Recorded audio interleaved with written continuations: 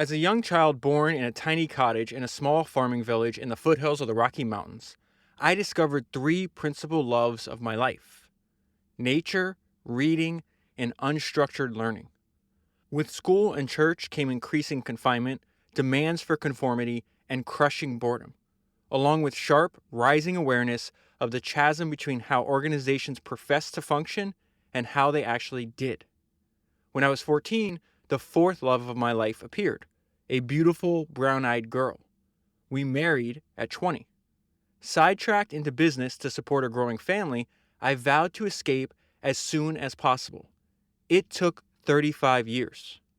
As partial recompense for a dislike of business, I continued to read and study voraciously. During my business years, I developed the habit of formulating short, graphic assertions, often in the form of aphorisms, maxims, and metaphors, to test and clarify my thinking.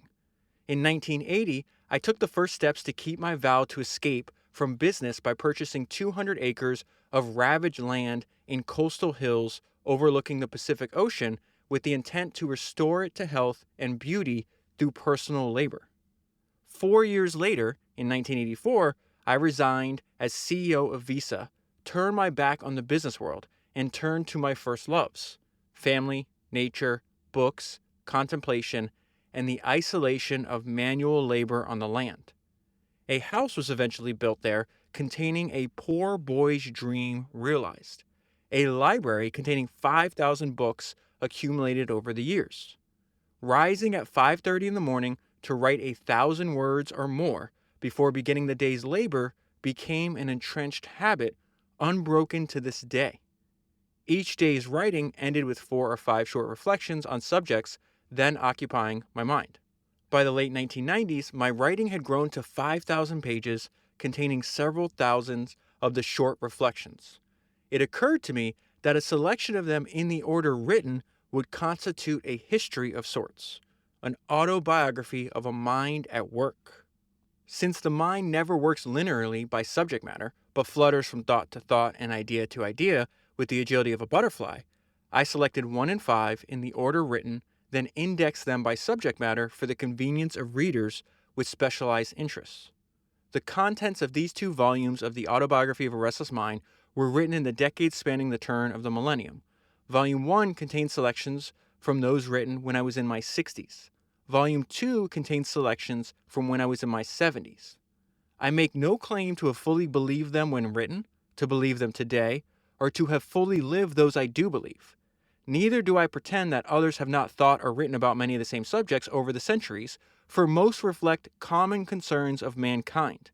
The only claims asserted are that they then occupied my mind, seemed worth serious thought, contained some truth, or indulged my lifelong love affair with the music of words. So here is the Autobiography of a Restless Mind. That is from the preface of the first of 2 books that I'm going to talk to you about today, which is Autobiography of a Restless Mind, Reflections on the Human Condition, Volume 1, and it was written by Dee Hock. So this is part 2 of a 2-part series I'm doing on Dee Hock. Dee Hock was the founder and CEO of Visa.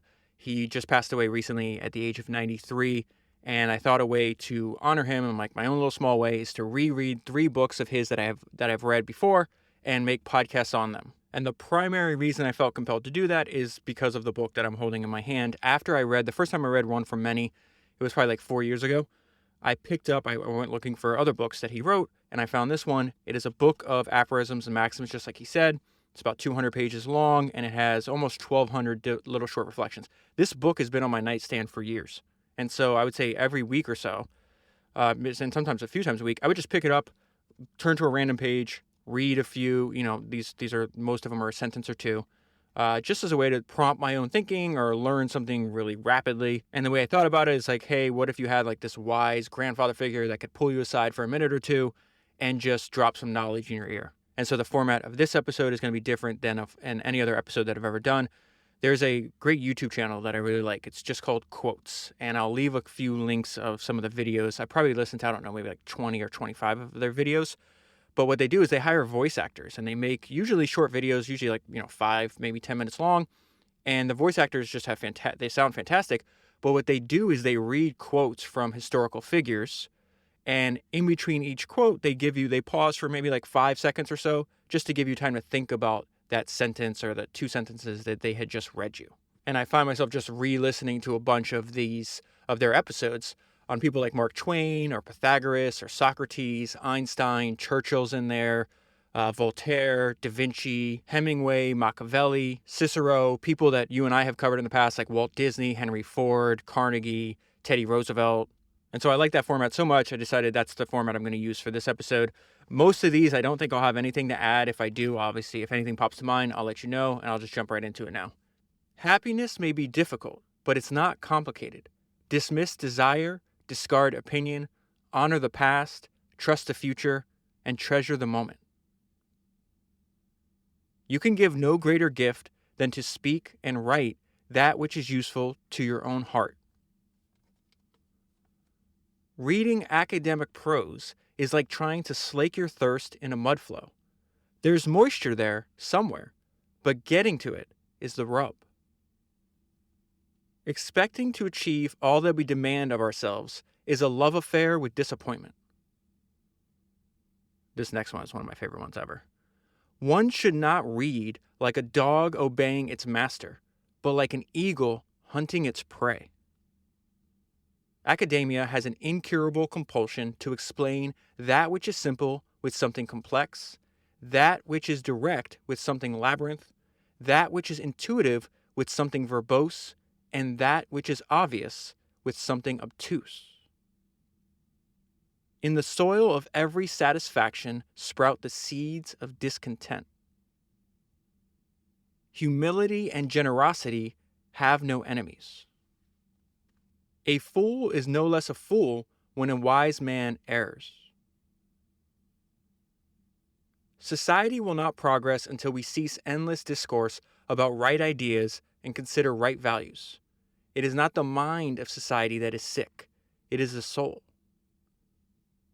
Powerful writing should take one side and stick to it tenaciously, ignoring the other even though it may have merit. Objective writing is impotent. As my grandfather used to say, there's them that talks and them that does, and them that does gives them that talks something to talk about. If you never test your courage and strength, how can you measure the validity of your fears? Do not get angry, stubborn, and imperious. Get curious. Books like Nature never praise, never condemn, and never ignore me. I love them as much for that as for the edification and pleasure that they bring. That which is growing looks only ahead. That which is declining looks only behind. The essential reward of anything well done is to have done it. What becomes known is worthless until it is shared. When one has fallen among wild beasts and serpents, it is best to be alert, cautious, and quiet. This is particularly true in business. To speak is craft. To listen is art. Everything we say, do, or write belongs to the world. Others will take meaning from us that we never imagined or intended.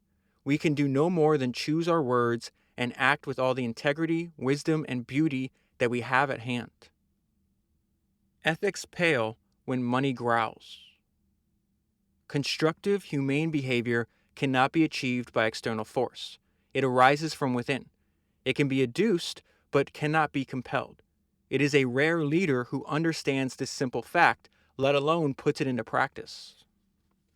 When life is frightening or distasteful, scholarship is always a suitable sanctuary.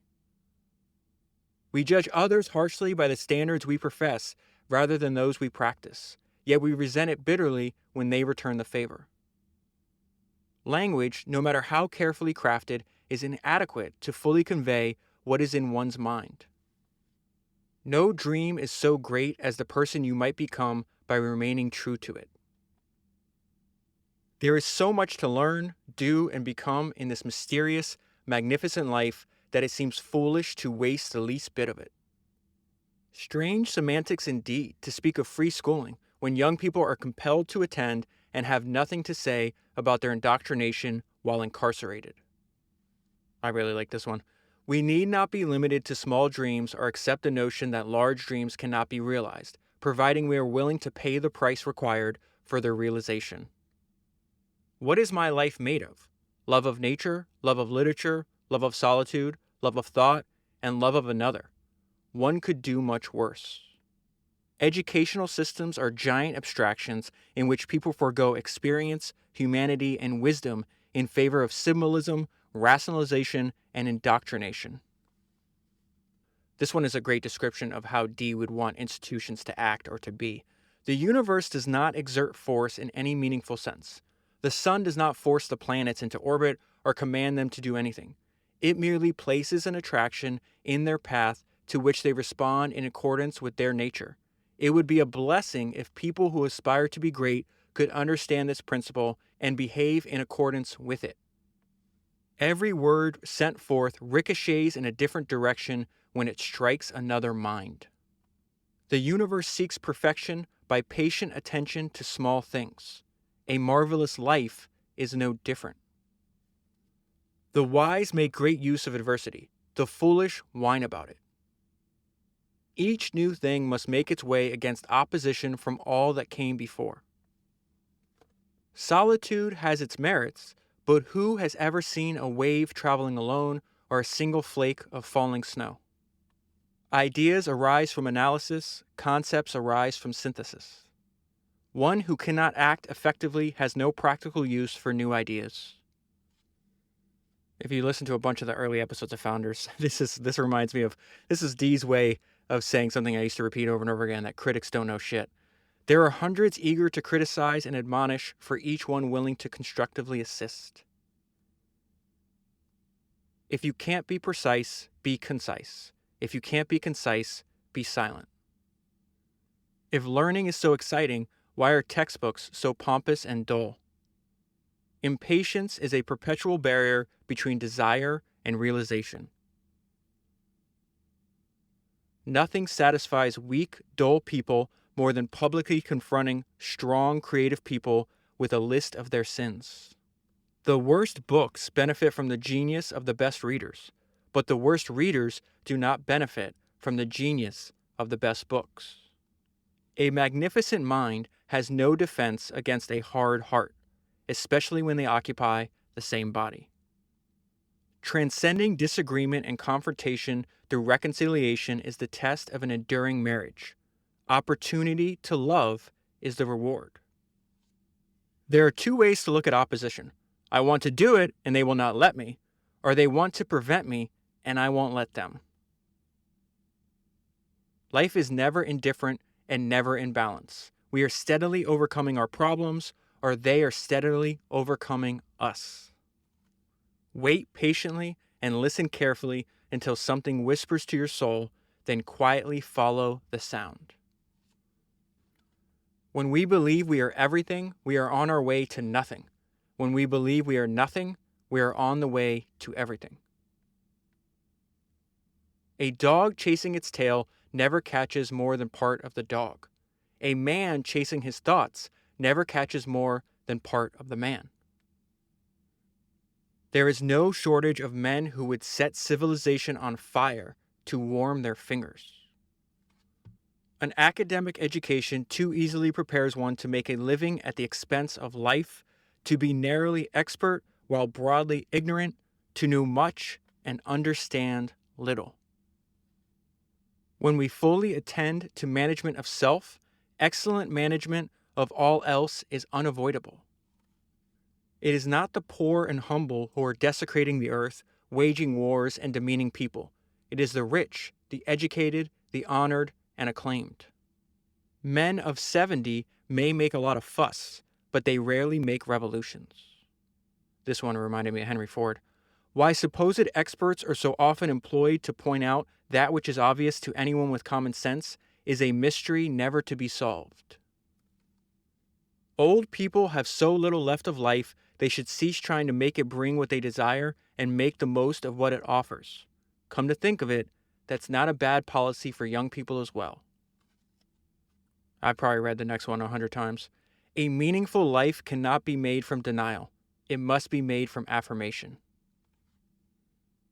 To discover new lands, we must lose sight of the shore for a very long time, and one must carry a large cargo of courage, confidence, and faith as well. An old country saying, useful is either compliment or chastisement. Youngin', you keep on moving where you're heading, you're going to get where you're going. I think the next one is going to resonate with anybody that reads a lot of biographies. We are each the author of our own life. Whatever we write, masterpiece or trash, it will be published and widely read throughout our life and for decades thereafter. Our words conceal more than they reveal, contain more than they convey, achieve less than we desire, and offend more than we intend. Should have cannot create a better life. It can only make miserable the one we have. Ought to, with commitment, has a chance.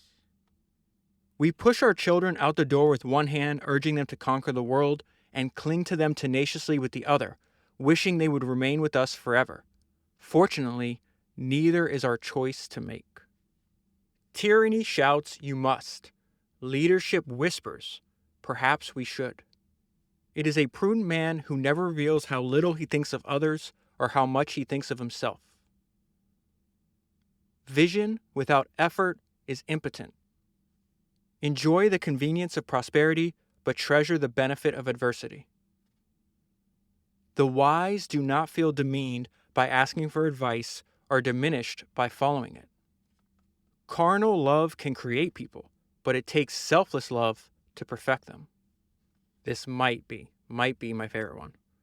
A wise man goes forth to meet difficulty rather than agonizing at its approach. When speaking of oneself, seldom and modest should be the rule. What I have been is immortal. It cannot be changed. What I have yet to be is filled with possibilities from which I must choose my becoming. Fear, when it adds nothing to safety, is pain without utility. Retirement is confrontation between what we wish we were and what we have actually become. When someone says, "Let's be completely objective about this," you may be confident that they will not. Envy is admission of inferiority. Common sense is wisdom in working clothes. Never go to a wise man for an elegant answer. Go for a beautiful question. The greatest achievement in life is to become your own best self. Nothing external can help with that. Purpose is not a possession, it's a direction. We should always keep in mind that the world is replete with those who preach like angels and behave like beasts. Old minds should be like ripe, falling fruit, rich with seeds of wisdom for the evolution of the species. All things that have capacity for self-organization and self-governance should be revered, respected, and left free from interference. If we trash the past rather than build on it, the future will be filled with garbage. Few adults of great achievement were cooperative, conformist children. More often, they were shunned, iconoclasts protecting themselves as best they could from the contempt and persecution of conformists. Social conformity is not virtue. Young students who are not naturally docile are often labeled as having a disorder and drugged into submission.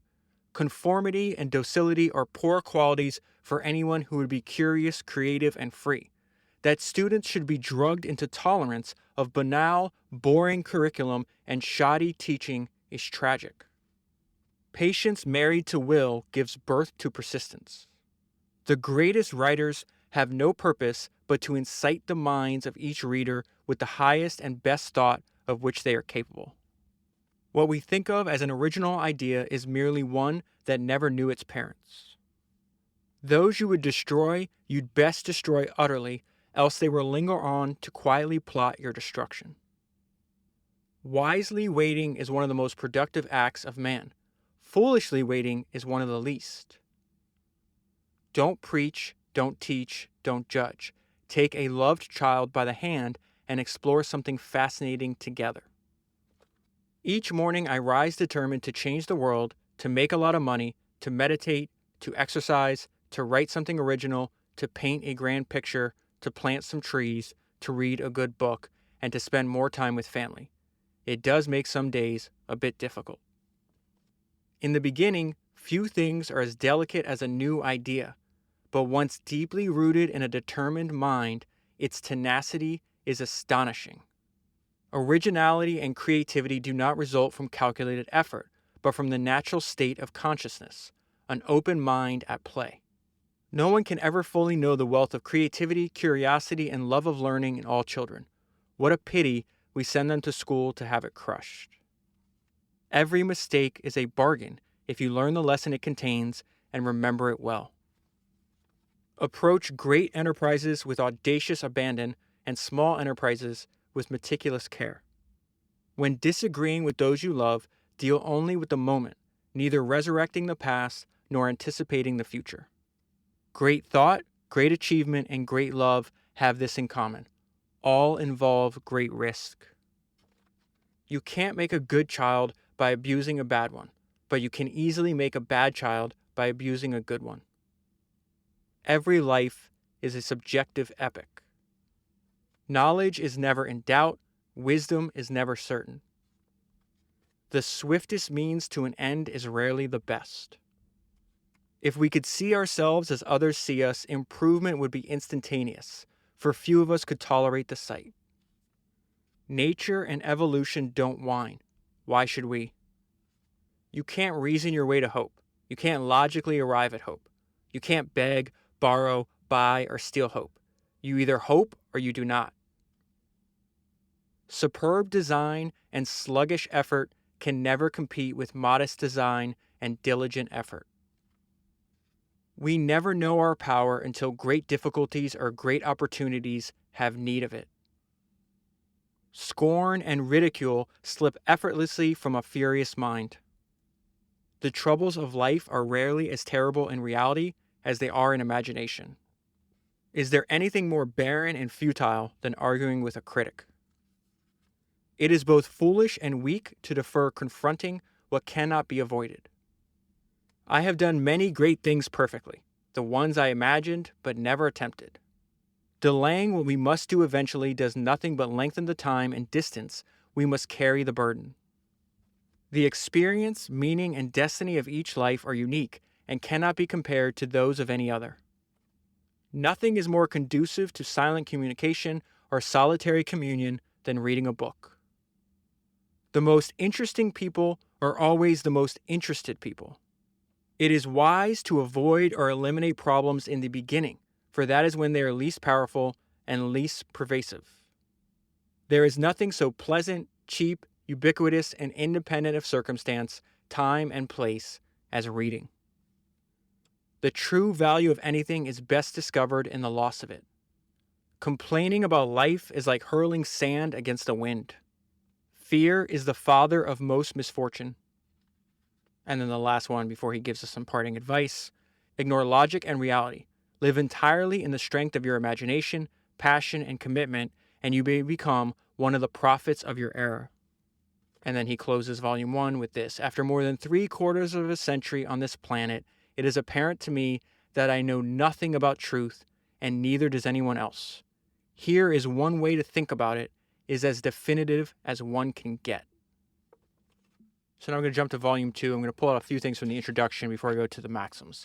He's just updating us on what occurred in the last 10 years of his life. After selling our rural paradise in 1999, we moved to the state of Washington, where we bought a derelict house on 2 acres of land. Sales for my recently published book, One from Many, were brisk and brought even more invitations to speak and consult, which I had little desire to pursue. After 10 years of intense effort to catalyze institutional change without notable success, I had become disillusioned. And I would say, if you pick up both of the books, this one is, to me, I like Volume 1 better. Volume 2 is a little more cynical, disillusion, I guess, is a good way. You could see his disillusion in his writings, basically what I'm trying to tell you. And so to express his disillusionment, he quotes Voltaire here. He says, "Perhaps it is just as well to stay home and tend one's garden. I wanted no more of travel, notoriety, and fruitless effort. I methodically put aside activities of the past as I turned my attention to rebuilding the derelict house, creating 2 acres of gardens, oil painting, hand lettering in stone, and as ever continuing my incessant reading, writing, and studying, including another 2,200 reflections on life and living. I continue to make an occasional speech and work with the Patient Safety Institute, which is a non-for-profit effort by leading people in the medical field who are attempting to create an electronic medical information system to reduce a rising tide of medical errors resulting in death or serious injury. Ironically, the cartilage in both my knees gave out and double knee replacement became necessary. The surgery was successful. However, when I regained consciousness, both my arms were extremely painful, and the side of both hands and 2 fingers of each were paralyzed. Neurological testing revealed major damage to the ulnar nerve in each arm. The surgeons, nurses, and hospital administrators denied any knowledge of possible cause, yet the fact remained that both arms and hands had been in perfect shape when anesthesia was administered and was severely damaged when I awoke. 6 months later came news of colon cancer. With great trepidation, I returned to the hospital for more surgery to have a third of my colon removed, this without apparent medical error. Within months of the cancer surgery came diagnosis of sleep apnea, requiring use of a machine that delivers constant air pressure through the night via a face mask. Then chest pains due to a blocked heart artery that put me back in the hospital to have the artery probed, open, and a stent inserted. In spite of 5 major medical problems in less than 2 years, my treasured routine of rising each morning at 5:30 for a half hour of meditation and 2 hours of writing, followed by 6 to 8 hours of work in gardens, painting studio, and wood and stone shop, then 4 hours of evening reading and study became even more entrenched. Towards the end of the decade, the habit of ending the morning's writing with 4 or 5 short observations came to a close, and selecting and arranging them for publication took its place. And so here is the second volume of the Autobiography of a Restless Mind. Life is messy. Only death is neat. Trusting a politician to put the public interest before his own is like trusting a dog to deliver a pound of hamburger to your neighbor. Under precise, scientifically controlled condition, life does as it damn well pleases.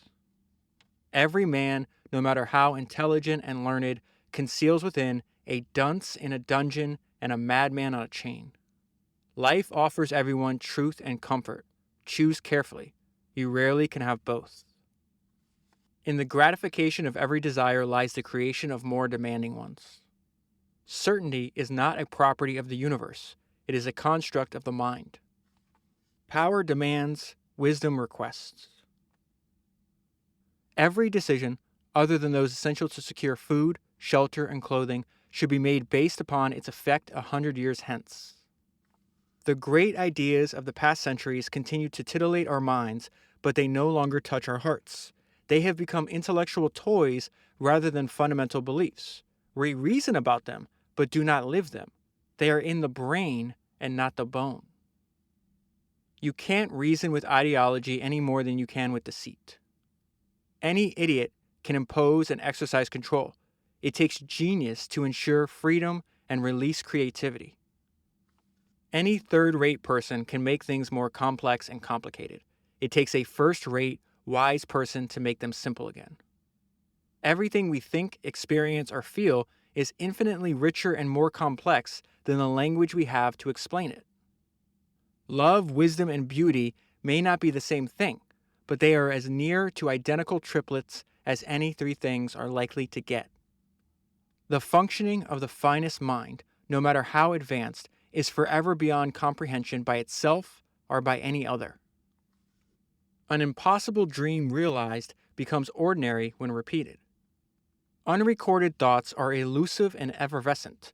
When they are recorded, they take on permanency, enabling us to discover error, improve content, and refine expression. The essential nature of control is tyranny. The essential nature of order is liberty. The only thing a wise man is certain of is his ignorance. 2 centuries ago, it took a year to send a message around the globe. Now it takes a fraction of a second. We have no idea what this means or what the consequences may be. Man's knowledge and ability have dangerously exceeded his capacity to understand either. To the majority of people, truth is as welcome as a broken nose. We always pretend to know what will result from our actions, yet they always have unintended consequences. From this, we have learned neither humility nor caution. There is always some fool or charlatan to articulate an immediate, simple, wrong solution to every problem, and a great many more to believe and implement it. When this is professionalized, this becomes politics and economics. This next one might be my favorite one from this book.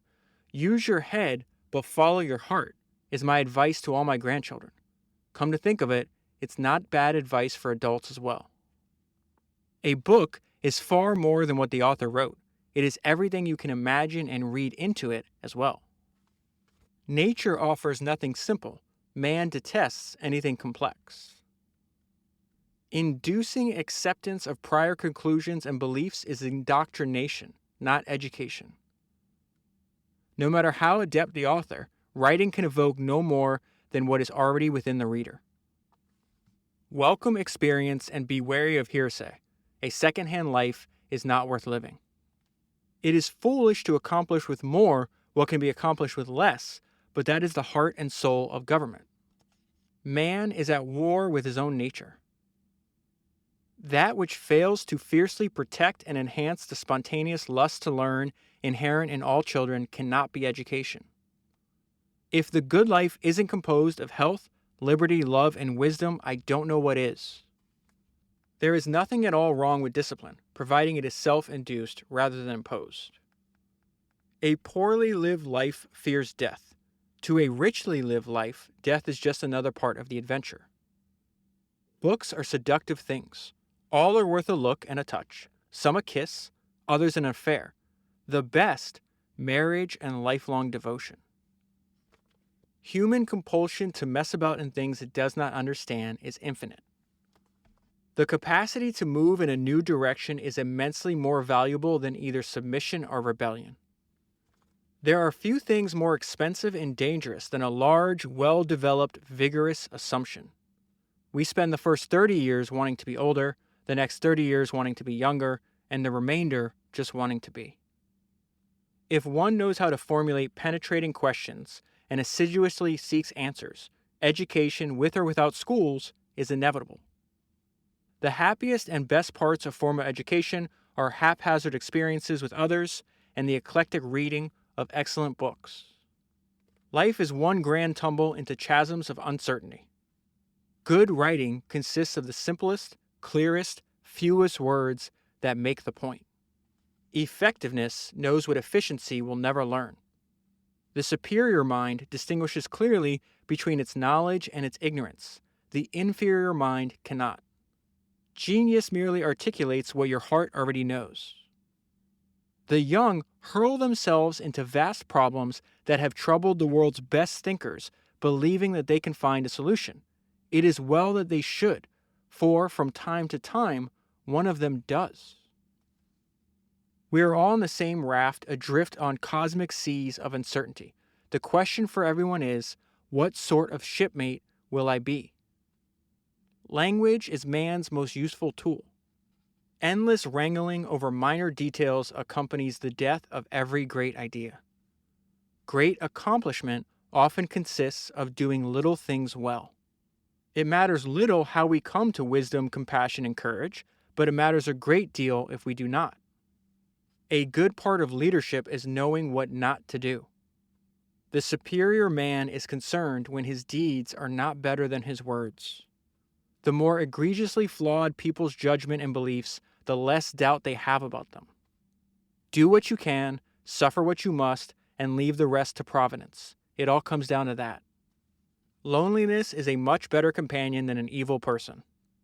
Life has limited meaning until it finds someone or something worth dying for. Freedom from worry, confusion, and fear may not be the good life, but it will do. That which we have taken from others may be taken from us, but that which we give to others cannot. Books are not dead things. They preserve something of the intellect and spirit that writes, and are instrumental in forming the intellect and spirit that reads. A reward to ignorance is an insult to genius. It is strange that human nature has much greater capacity for the ordinary than the exceptional, and at the same time, much greater propensity for arrogance than humility. Ignorant commentaries corrupt brilliant thoughts. that may well prove to be the curse of the internet. Many are the books written to tediously expound what is clearly stated in simple proverbs. Those who will not venture before taking everything into account never venture at all. When we impose rigid rules and regulations, the best we can hope for is mindless conformity. To dominate others and enrich self have been the two most common compelling impulses of man throughout the ages. Controlling others is force. Controlling self is power. If you attempt something new and innovative, do not think people will remove obstacles from your path. Expect them to add a great many more. Stupidity is much more predictable than intelligence. The boundless anxieties and uncertainties of freedom are not easily tolerated. One who departs from custom and innovates is as likely to be destroyed by friends as by enemies. Conduct is a silent sermon powerfully preached without cessation. Every child endowed at birth with biological capacity for 10,000 different lives is destined to live but one. Choice makes all the difference. This is a great way to think about a founder. Every organization has one or two heroes who gives it birth, direction, and purpose.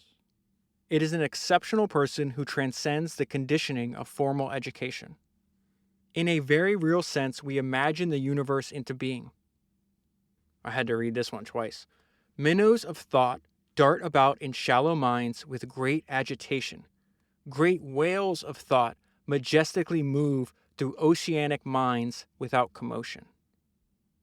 Fury, frenzy, and fanaticism can destroy in a day what it took wisdom, foresight, and prudence centuries to construct. What one says and another hears may be as different from one another as a tropical jungle and the North Pole. Intellect and imagination are inseparable. Every idea is a dance between the two in the ballroom of the mind. Those who require little of themselves have even less to give others. Superior people achieve everything in themselves that they expect in others. It matters little whether my book reaches a handful of people or millions, for if it influences the right few, others will follow.